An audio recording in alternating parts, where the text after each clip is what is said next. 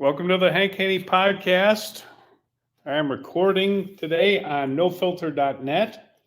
You can find my podcast on nofilter.net, and you can also find some great programming on nofilter.net. Today's podcast is brought to you by haneyuniversity.com. That is my website. You can do a few things there. One, you can find some great golf deals on haneyuniversity.com.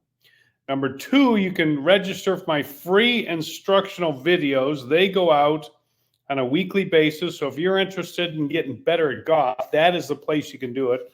And number three, you can also find out about getting golf lessons from me, personal lessons, either at my studio in Paradise Valley, Arizona, or in Deerfield, Illinois. Soon. Not yet, but soon. Deerfield, Illinois, which is where we are living, actually on the North Shore of Chicago. We are there right now for my son Henry's hockey. But today we are talking about golf, not hockey. We're talking about golf. I had a big podcast the other day where I talked about the U.S. Open. And of course, you can't talk about a U.S. Open without talking about multiple things that are going to be screwed up at the U.S. Open, because it just happens all the time. It doesn't matter whether it's Shinnecock Hills when they forget to water the greens, or the water in the greens during the round, or they put the pin in a position where nobody can finish, balls are putting off the green, or Chambers Bay where they pick a golf course out of nowhere to go play and then they ruin the greens. Oakmont where, Dustin Johnson wins and they penalize him during the round for, his ball supposedly moving. And then the next year, of course, they changed the rule because it was a stupid rule to begin with. And he wins the tournament, and they have a big discussion afterwards. Then they came and remember how to pronounce guys' names when they win the tournament. It's just one thing right after another. One of the things I've been on the USGA for years is that at PGA Tour events, if you are in the active military, you get free tickets to the U.S. to a U.S. PGA Tour event. Okay, you get free tickets, but the USGA can't figure out how to give free tickets to first responders, military, active military, retired military. They can't figure it out. They think that that's something that shouldn't happen.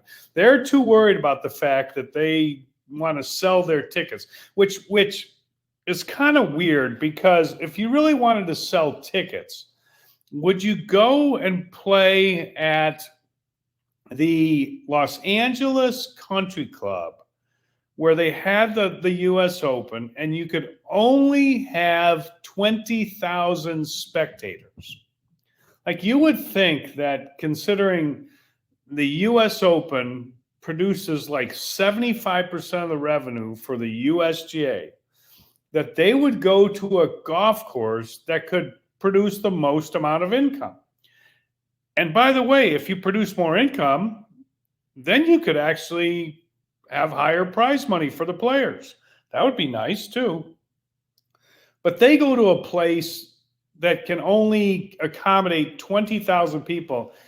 And when you watch the tournament, it didn't look like anybody was out there because the golf course was unwalkable. They had you go into certain areas of the course where you had to, be over here or be over there, and you couldn't actually watch the golf tournament.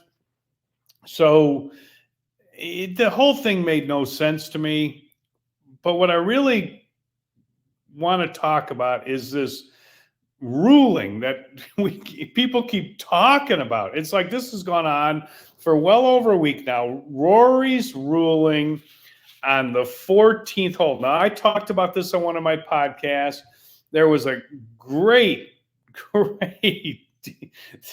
spectacular, one of the greatest videos ever on the Twitter. And it was done by BigPantsGolf.com. BigPantsGolf.com called up the USGA and he got a rules person on the phone, and he went through the whole ruling on the 14th hole with Rory, where his ball embedded in the side of a slope, short iron in there, par 5, embeds in the side of the slope. The USGA official comes over there, determines by sticking her hand down a slope and kind of into the hole that the golf ball caused. She's determined, without getting in there and seeing it, she determines that, and she didn't get in a bunker. She reached her hand over, and Rory kind of showed her where the hole was that his ball was stuck in, and she determined that, yeah, that ball is embedded in the earth. Okay, and Rory gets the drop. Now, I'm not blaming Rory McIlroy on this. A lot of people on Twitter, social media, talking about Rory McIlroy cheated. You know what? Every player is going to do the same thing, and they have forever. They are going to call for a ruling if there's any chance in the world they could get a drop. And they're going to call for that ruling, and they're going to see, hey, you know what? Let me see if this person, this official, is stupid enough to give me a drop. And if you were a player, your chances are the greatest at the U.S. Open because it is an amateur organization. And I'm sure these people know the rules backward and forward. But you know what amateurs do? They choke. They choke under pressure. And when you have a top player, I don't care who it is, Tiger Woods, Jack Nicklaus, Greg Norman, Seve Ballesteros, oh my God, he used to intimidate officials like crazy and got so many good rulings. And at the U.S. Open, it was Rory McIlroy. And he got a great ruling. It wasn't his fault. He asked for the ruling. He got the ruling. That is not cheating. That is what every player would do 100% of the time. He's not going to say, hey, you're giving me this drop, but I don't really think I should get a drop. I think you're misinterpreting the rules. I don't think you understand that my ball's in the hill here. It's in the side of the hill. And, I'm not going to measure up the hill and then across. I'm going to just drop I'm going to start measuring at the top of the hill, which, by the way, was like 18 inches from where his ball was at least. And he measures at the top of the hill and goes over sideways, the length of a driver, 45 inches. And, and it turns out that he should have been going that way, no doubt about it. But he should have gone up the hill and then sideways. And that would have cost him 18 to 20 inches. So instead of moving 45 inches from the crest of that slope over to the side, he should have been going only about 25 inches. And you only go about 25 inches, maybe all of a sudden you don't even have a place to stand. But that's not how they saw it at the USGA. Because after BigPantsGolf.com, I love this guy. After BigPantsGolf.com called him up on the phone and went through this whole deal with him. And he had this poor guy. He had this USGA guy this poor guy was tied in knots. I mean, it was hilarious. You got to go on YouTube and watch this if you haven't already. But he's got them all tied in knots, okay? And the next thing you know, the guy admits it was an improper drop at the direction of a referee. In other words, the referee screwed up. It happens, but it happens a lot with the USGA. Oh my God, it happens a lot. So now they get the BigPantsGolf.com is talking to the USGA. He says, "Are you going to tell people that this ruling was wrong?" He's, "Oh yeah, we're probably going to make a statement. We're going to make a statement." Well, when are you going to make a statement? Well, I don't know when we're going to make a statement. We might make a statement. Are you going to make a statement before the British Open, the Open Championship? Well, that's humma. And the USGA guy is just he doesn't know where he's coming or going. Okay. But this gets everybody going on Twitter because now everybody is following what happened when the USGA guys said, because BigPantsGolf.com like exposed the fact that, you know, they had another screw up at the US Open. Hard to believe they had another screw up at the US Open. So next thing you know, everybody starts talking about this. Everybody, okay? And when they do, they start realizing that you know what? This was not a good ruling. This was not a good ruling. So when they're going on and on about this, and now they start talking about it on Twitter, and everybody's going on to it. And next thing you know, the USJ decides that, you know, we're going to make a comment. We're going to make a comment, and they did. And Bob Herrick, SportsIllustrated.com, SI.com, Bobby Herrick, longtime, you know, writer follows the PGA Tour, follows golf. Used to be with ESPN, but now he's with SI, and he wrote a big article on this. And he's talking to Thomas Pagel, T-shirt Thomas Pagel. Now, you know why I call him T-shirt Thomas Pagel? Because years back, the USGA, with one of their public service announcements, which, I mean, those things were great. They used to come on the US Open, and they would have people telling you, trying to educate you on the rules of golf. Like, okay, this is how you take a drop. And Thomas Pagel would get out there. He's like the director of rules or something he's USGA's Chief Governance Officer. Yeah, that's a fancy title right there. He's the Chief Governance Officer, okay? And he would get on there and he would tell you how to take a drop. And, you know, they videoed him. And he's the guy that wore a T-shirt, like this is a T-shirt. He wore a T-shirt underneath his golf shirt. Now, first off, it's weird enough that you can't ever see a USGA guy without a blue blazer, okay, khaki slacks, okay, blue blazer, khaki slacks, penny loafers. If you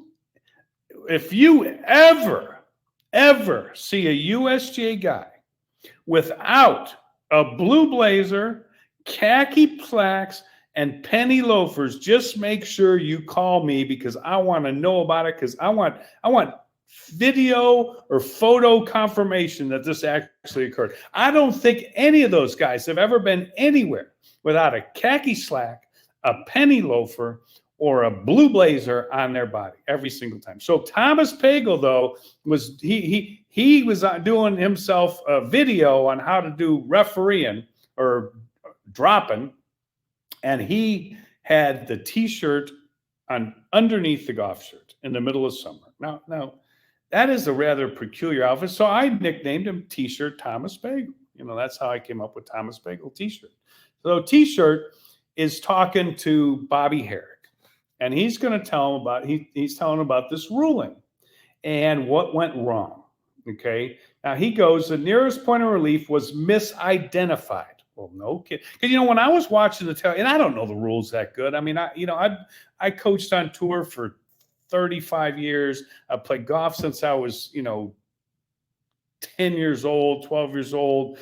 Been a professional for 40 something years. You know what? I don't go to USGA rules seminars. I know the rules better than most, but touring pros don't even know the rules. That's why they always have to have a rules official come over, plus the fact that they're trying to see if they can, maybe get a favorable ruling, but they don't know the rules. But when I was watching on TV, I was thinking, he's supposed to drop one club length from his nearest point of relief. He's on the side of a bank. How does he get to go to the top of the bank and then drop there? And he did this right in front of the rules official. The rules official told him where to go. I mean, seriously, how can you be that bad at your job? That is your job. Nearest point of relief. How do you go up 2 feet to the top of a ledge and then get to drop 40? And I'm watching this on TV. I'm like, whoa, I must not understand that rule. Well, obviously they didn't understand it either. because that's what happened. And he said that was misidentified. Well, just a little problem. He said if there's no immediate area directly behind the ball, you go to the nearest point in the general area. But if you look at where the ball is embedded, there was a grassy area below that, and that should have been the starting point. Well, the grassy area below that would have put him even a few more inches away from the top of the ledge. But he went up the slope to the top of the ledge and then over 45 inches, darn near to the fairway. Okay. So anyway, this was a bad drop at the direction of the referee. But here's Thomas Pagel, T-shirt Thomas Pagel. I'm quoting on Bobby Herrick's article. His ball was 100% embedded. Now, Thomas Pagel, I guess, could tell that from TV. Okay. How does he know 100%? And could you believe anything the USGA tells you is 100%? How could he know 100% that the ball was embedded? See, Big Pants Golf was disputing whether that ball was ever embedded. He made a good point. Was it embedded in the rough or was it embedded in the earth? Okay. And how does a ball get embedded in the earth on the side of a slope? It's hard to figure that out. But Thomas Pagel says 100%, not 99.9%, 100% embedded in the side there, which makes you think it wasn't embedded. See, I thought it was embedded until Thomas Pagel told me it was 100%. He said, and an embedded ball not in the sand is entitled to relief. Now, Rory did everything at the discretion of the referee, so Rory didn't do anything wrong. In her discretion, her judgment was that the reference point of relief was to the side of the ball. And from that ruling standpoint, that's the end of the story. In other words, end of the story. Rory didn't do anything wrong. He just got a bad advice from the referee. And the referees make a mistake. I get it. They totally but they make a lot of them at the USGA. Oh, man. So Pagel says she's a great referee. She did everything in her judgment with where to operate the drop. However, after further review, it was determined that there was a spot in the general area immediately behind the ball that was the reference point for relief. So I just have to dispute one thing. If you're a great referee, like great referee, I mean, like I'm talking great, like really great, like as great as you could, great is greatness. I mean, like great is like Tiger Woods great. Great is like Muhammad Ali great. Great is like Michael Phelps great. If you're a great referee, great, do you not know where you're supposed to take a drop from? Like that seems like the most elementary thing. Maybe you do know, but maybe you choke. But if you're great, like great, can you not come through on the clutch and come up with a proper ruling? It just this is the kind of arrogance that organization has all the time. And I know they hate me. Oh, they hate me. They used to call into SiriusXM and bitch about me all the time, that USGA. But you know what? They bring it on themselves. But here's Thomas Pagel. Now he can't see bad ruling, bad drop. We made a mistake. Okay, but they can't do that. There's no freaking way they can do that. They're the USGA. So they're going to have to tell you something else. They can't say, he said, when you start dealing, he's talking about the difference in the drop. Okay. He said, Rory's drop should have dropped maybe a little less than 18 inches from where he dropped. Well, first off, I don't know if that's true, but maybe it was 18, 20, 25 inches, whatever. But if you start dropping closer to the bunker, all of a sudden your stance gets to be an issue. And when you drop closer to the bunker, you have more rough to fly over with your pitch shot. Now you can't, listen, let's be serious here. When you're hitting a pitch shot, the more you have to hit it over rough, the harder the pitch shot is. That's undeniable. When you're pitching from a foot off the apron and you're pitching from 4 yards off the apron, those are two different shots. Don't tell me they're the same shot, because they're not the same shot. Because when you muff it or fluff it off of a foot off the apron, it still gets over the over onto the apron. It gets over the rough. But if you muff it from 4 yards off the apron, it still stays in the apron sometimes. I mean, don't tell me it's the same thing, because it's not. I mean, don't insult my intelligence and tell me that it didn't matter at all, because it could have mattered. Okay, it could have mattered. It totally could have mattered. But here's Thomas Pagel. When you start dealing with vertical faces, that's where the question is. And in this case, there was a lot going on. What was a lot? You're down the face. You figure out where the nearest point of relief is. You measure up the face. You go across. I didn't know that was the ruling, but I'm not a USGA official. But I was thinking it was kind of weird. How is he going all the way to the top of the hill here? Why does he get to drop at the top of the hill? But that's what she let him do. I thought, hey, she's letting him do it. It must be okay. So he goes. Here's the Thomas Pagel, Mr. T-shirt Thomas Pagel. And he says, to make sure the ball was no closer to the hole, Rory started measuring from the point to the right of the flagstick on the angle up to the top of the hill, but away from the hole. Okay, whatever that means, I don't know. But here he goes. From where he started measuring from, he didn't get a break. And he did it all this at the discretion of the referee. He definitely did it at the discretion of the referee. But don't tell me he didn't get a break, because he did get a break. And, it happens. Hey, he got a break. He wasn't doing anything to gain an advantage. I don't think he was doing anything to gain an advantage. I'm not saying he was doing anything to gain an advantage. But he did gain an advantage. He wasn't trying to gain an advantage. I don't think he was trying to gain an advantage. Although when they called that referee over there, trust me, he was hoping he was going to get an advantage. I coached on tour for 35 years. Every player that calls a referee over is hoping that referee gives them a favorable drop. There's favorable drops. There's not favorable drops. And you have a better chance. This is all, you got a better chance of getting a favorable drop from an amateur referee than you do from a professional. And the professionals are on the PGA Tour. That's where the professionals are. They would have not have screwed up. One, because they would know the rules better. Two, because they don't choke. And that's the difference. And for Thomas Pagel to insult your intelligence and tell you, oh no, it was he didn't get any advantage. Yeah, he did. He did. I mean, the rest of the field would say he did. Now, did it cost him a number? Did it save him a stroke or two? That's not the point. It could have. It could have. And it's a good thing it didn't. Because what if Rory would have won that tournament? What a black, see, they get lucky. They got lucky.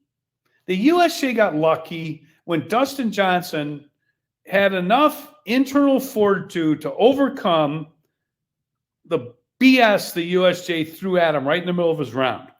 But Dustin Johnson is so mentally tough at Oakmont, he won that tournament anyways. That bailed out the USGA, okay? When they had, their tournament at Shinnecock, and it could have boiled down to those greens they didn't water or those pin placements they put in the wrong spot, but it ended up where it didn't. It hurt people, but it hurt people that were down the list, and nobody cares about those people. They lost a few $100,000, no big deal, but they didn't lose the tournament. Okay, it could have hurt Gordon Sargent, and when he hit that putt on the last hole from a foot and a half, and it hit the cup, the metal of the cup, and popped out. When he did that. You know what? What if that would have happened on the last hole? What if Wyndham Clark was putting out for the U.S. Open and he would have hit that last putt from a foot and it would have metal and bounced straight back out and he lost the U.S. Open? What if that would have happened? It didn't, but it could have. It could have. They've gotten lucky. They gotten lucky. So this whole Rory thing, in the drop. It didn't turn into be that big a deal, but they're still talking about it. People are still talking about it. But you know what? I say it every year. One thing is consistent. When you watch the U.S. Open, just get ready. Just get ready. Just get ready. Because it is just a matter of time. Every time. It's a matter of time. There will be something. And there will always be something. And then after that something, the fun really starts, because then the USGA starts trying to explain it. And it is a comedy, and it always is. And just like it was when Big Pants Golf got that USGA official on the phone, that's when the real comedy started. And it's just continuing and continuing. And you know what? Some things never change. Hope everybody enjoyed the podcast. Follow me on iHeartRadio or wherever you get your podcasts, and follow me on nofilter.net. We will talk to you soon on the Hank Haney podcast.